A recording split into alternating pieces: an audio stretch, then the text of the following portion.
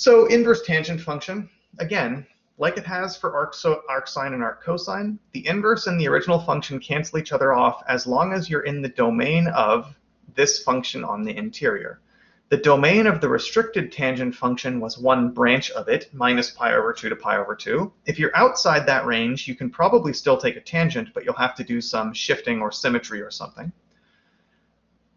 Down in the bottom, the domain of the arctangent function was any number whatsoever, any number at all or any number whatsoever, and I decided to say any number whatsoever. So since the domain of arctangent is every real number, this always cancels. There's like nothing you have to think about for tangent of arctangent. However, arctangent of tangent, you might have to think.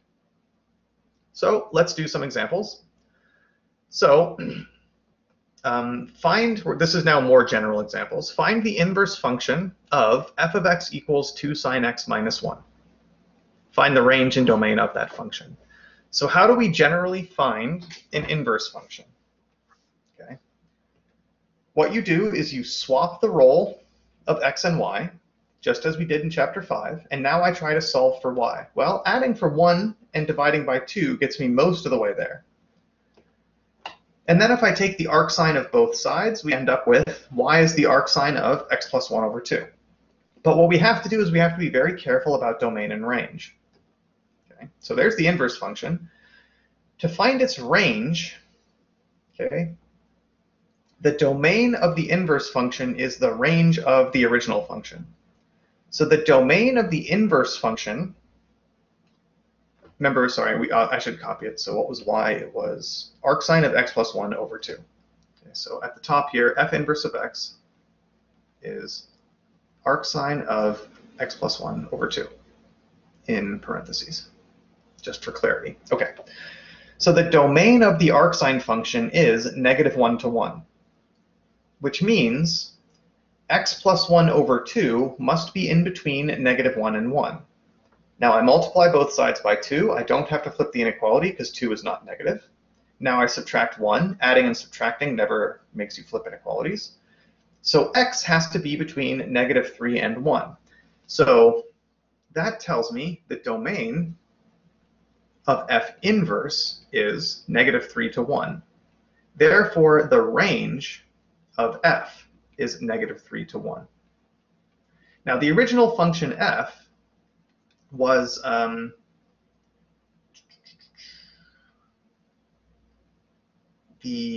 me just flip back and try, instead of trying to do it in my head, sorry, 2 sine x minus 1. Okay, so 2 sine x minus 1.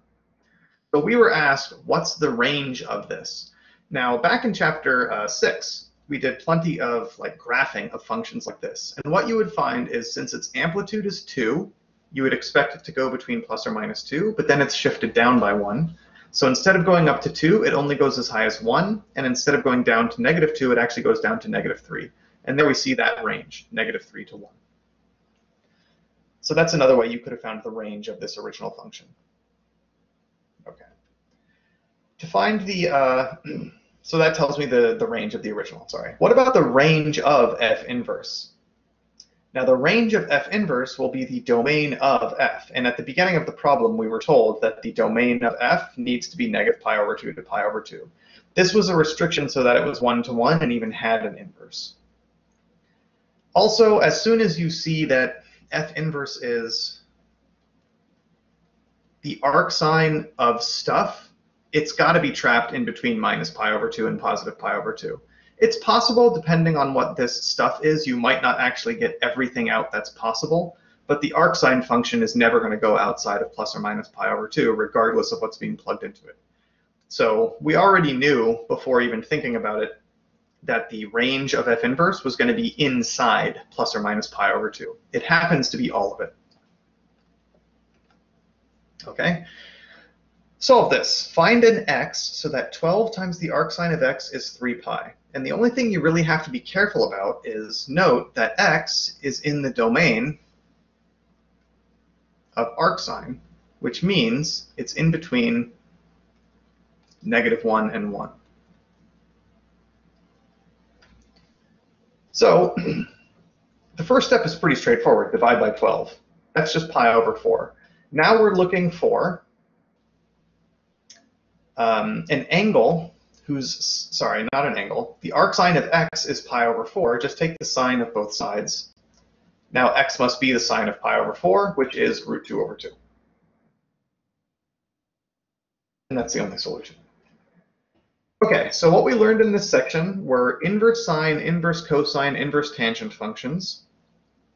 When you compose the two together, it can be a little tricky. Okay, a lot of people want to just say sine of arcsine of x is always x.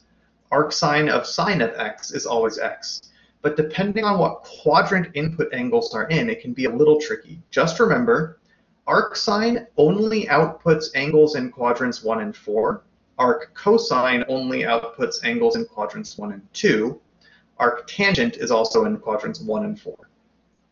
And arcsecant, arccosecant, arccotangent, we're just not worrying about in this section.